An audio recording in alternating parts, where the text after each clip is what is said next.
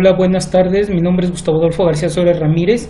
Estamos en el producto integrador que se denomina Identificando los paradigmas y retos de la protección de datos personales a partir de las mejores prácticas, y la materia es Laboratorio 1, Desafíos y Paradigmas en la protección de datos personales. Pues bueno, principalmente el trabajo consta de tres grandes partes. En la primera parte vamos a ver lo relativo a las mejores prácticas que se dan y los modelos de autorregulación que existen en el mundo. Empezamos. Muchas gracias.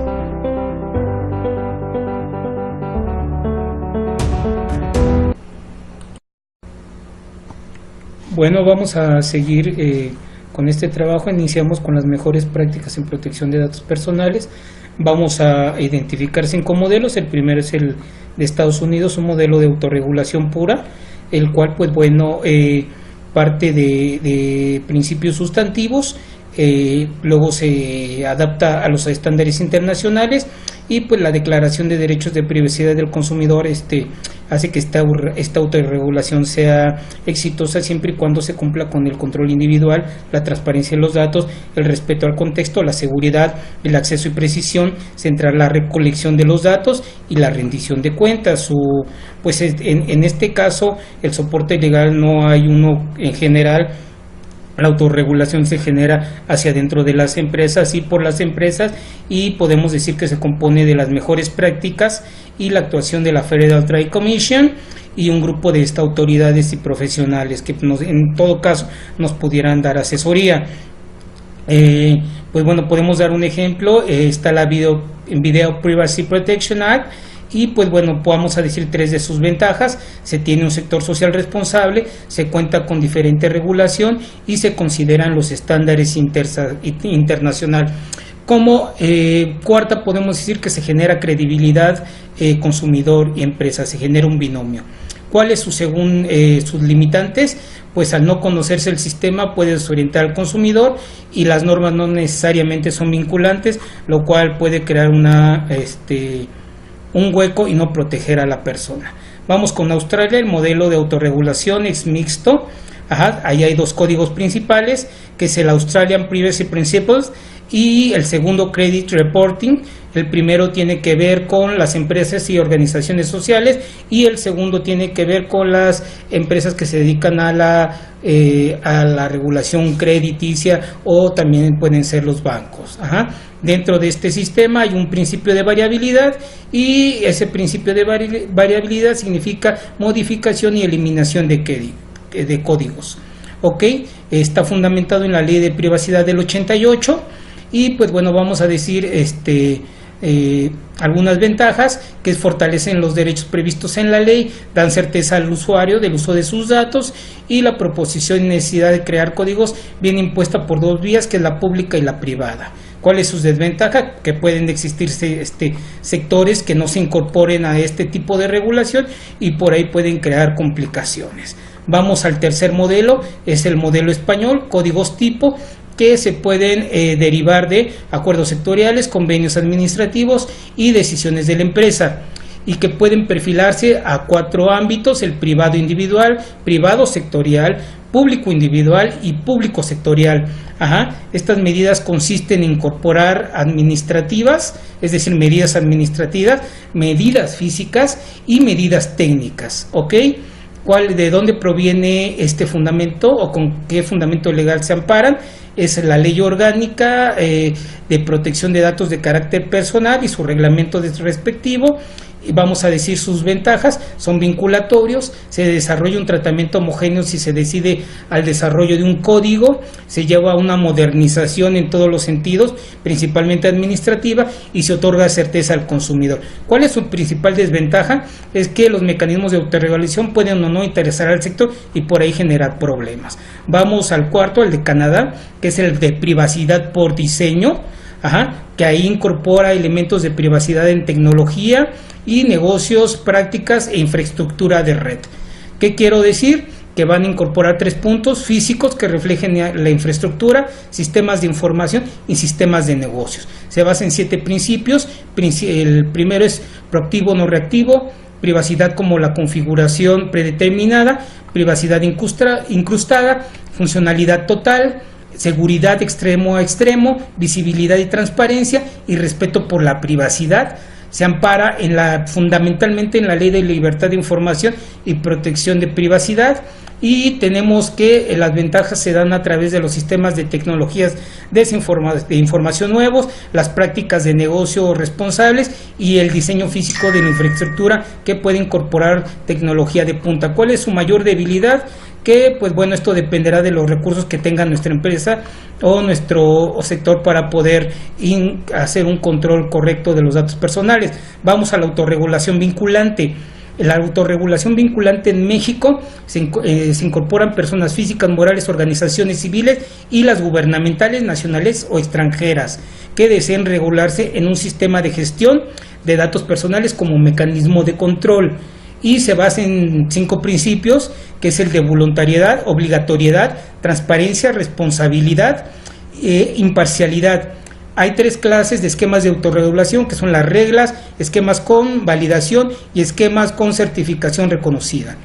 Se regula con la Ley Federal de Protección de Datos Personales en posesión de los particulares, en particular con su artículo 44. ¿Cuáles son sus principales ventajas? Es que protege y considera el avance y el desarrollo por medio de revisiones en auditorías de sistemas e infraestructura y variabilidad normativa. Este aspecto muy importante.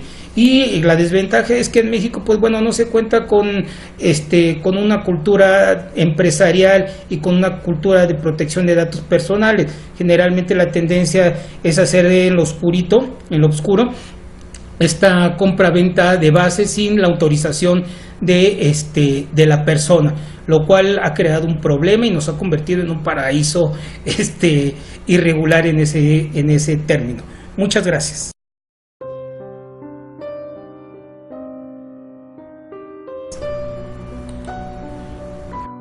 Bueno, siguiendo con la última parte del trabajo, vamos a la parte de paradigmas. Yo identifiqué 29 paradigmas, de los cuales nada más seleccioné 3 como los más importantes. El primero tiene que ver con los códigos deontológicos. Voy a decir sus principales características. El primero es la moralidad y la ética institucional para el manejo de los datos personales, y la segunda tiene que ver con la cultura empresarial y de protección de datos, es decir, se cuida el binomio entre mercado y consumidor para la generación de crecimiento y desarrollo. ¿Cuáles son sus principales ventajas?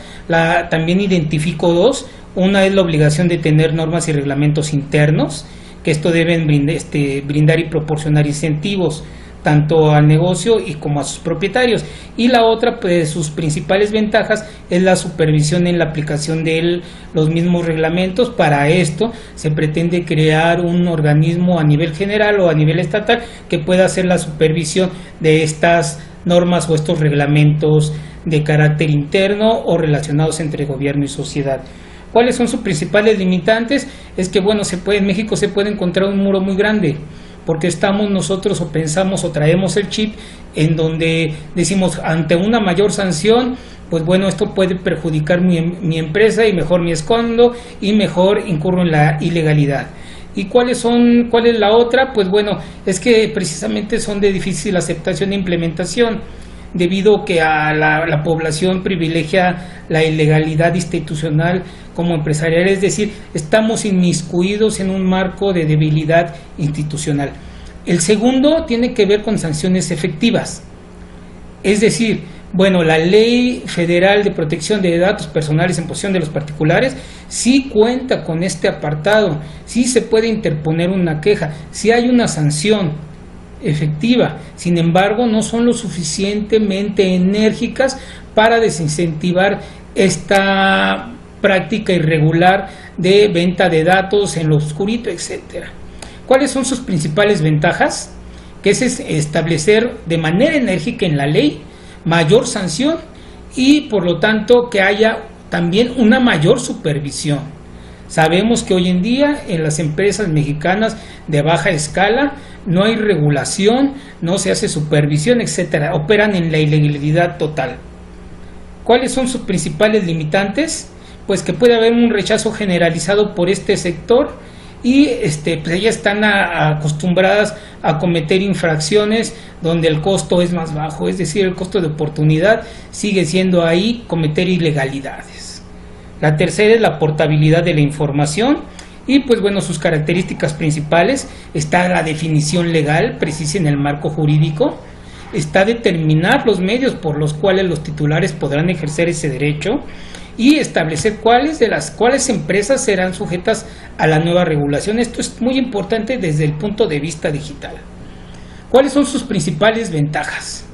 Que coadyuva la protección de datos personales en un entorno digital, tanto el manejo como la seguridad del sistema, que supone el derecho del interesado a recibir la información, poderla controlar o transmitir o determinar su transmisión por parte del responsable directamente, aunque se trate de una empresa de la competencia.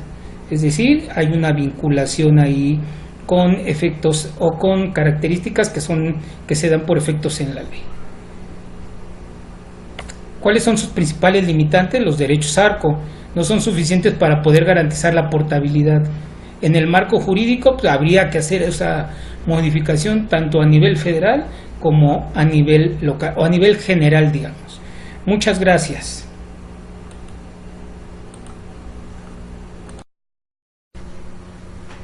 Bueno, lo único que nos resta es checar la importancia que posee en la actualidad el conocimiento de los paradigmas, retos y mejores prácticas en protección de información personal. Y pues bueno, ahí puedo decir que existe un mercado entre oferta y demanda. El que demanda es el consumidor, el que ofrece es la empresa y pues el que regula es el gobierno. Al fin y al cabo los datos personales están en ese mercado, unos los prestan, otros los venden, se genera un bien común para todos y en función de eso pues bueno se genera una utilidad completa. Y pues bueno, la importancia del curso en mi formación como maestro, pues mi formación de entrada es económica, soy economista y pues me gusta darle ese enfoque de mercado de protección de datos personales. Si protegen bien mi información y la venden de manera correcta, con mi consentimiento, con la finalidad que me dice, no hay problema porque va a mejorar mi calidad de vida. Considero que en ese aspecto hay un enfoque integral y pues bueno, creo que esa es la importancia que yo le doy a este curso tan importante y le doy a esta maestría en transparencia y protección de datos personales. Gracias.